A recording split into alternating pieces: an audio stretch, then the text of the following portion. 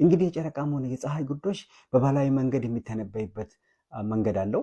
ባህላዊ መንገድ ግን መለየት የማይችለው አንድ ነገር ቢኖር በትክክል በየትኛው በኩል ያጨለማው ወይም ደግሞ ያ ቶታሊቲው የሚያልፍበትን መስመር በትክክል አይደንቲፋይ ወይም ደግሞ በትክክል አይለየውም። በሳይንስ መንገድ ግን በተለያዩ ኮምፒውተር ሲሙሌሽኖች እና እንደገና ሳተላይቶች በመጠቀም ሊተነበይ ይችላል። በመላው ዓለም ስለነዚህ ክስተቶች ቀድሞ የሚተነብዩ አካላት የሚጠቀሙበትን ዌብ ፔጅ አሳያችኋለሁ። ይሄ ዌብ ፔጅ ቀጥታ ጉግል ላይ ገብታችሁ ናሳ ኤክሊፕስ ዌብ ፔጅ ብላችሁ ብትጽፉ ታገኛላችሁ። በዛን ሰዓት ቀጥታ እናንተ ደግሞ ክሊክ ስታደርጉ በላዩ ላይ የሶላር ኤክሊፕስን ያሳያችኋል። እንደገና ደግሞ ከታች ሉናር ኤክሊፕስን ያሳያችኋል።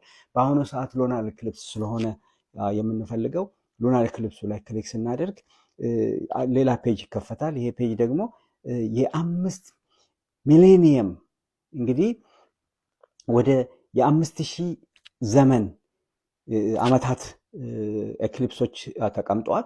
እሱ ላይ ክሊክ ብታደርጉ እንግዲህ የተለያዩ ዓመታቶችን ታያላችሁ።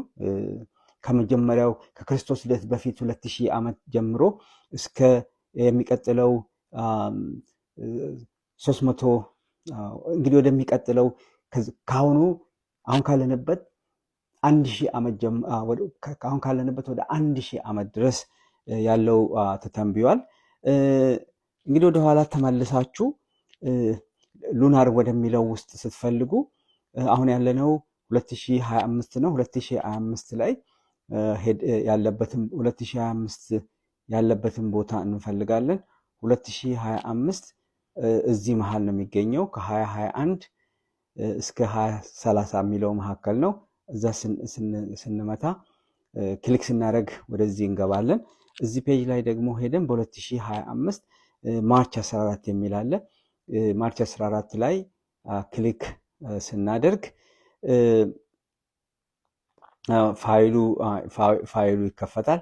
ያ የተከፈተውን ፋይል እንግዲህ ሄደን ስንመለከት የሚያልፍበትን አገር ያሳየናል። ቶታሊቲ የሚያልፍበትን አገር ያሳየናል። ያንን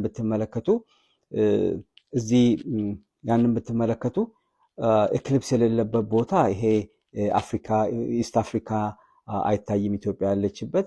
ከዛ በተረፈ ግን ይሄ ኖርዝ አሜሪካ እና ሳውዝ አሜሪካ በትክክል ኤክሊፕስ የሚታይበት ቦታ ነው። ይሄ ዌብ ፔጅ እንግዲህ በትክክል ሉናር የሆኑ ፀሐይ ኤክሊፕሶች የሚገኙበትን መቼ እንደሚሆኑና የት ቦታ እንደሚሆኑ እንግዲህ ለሚቀጥሉት 1000 ዓመት የሚሆኑትንም አስቀምጧል። ወደ ኋላ ደግሞ 4000 ዓመት የሆኑትንም አስቀምጧል። ይሄ ይጠቅማችኋል ብዬ ስላሰብኩ ነው። አመሰግናለሁ።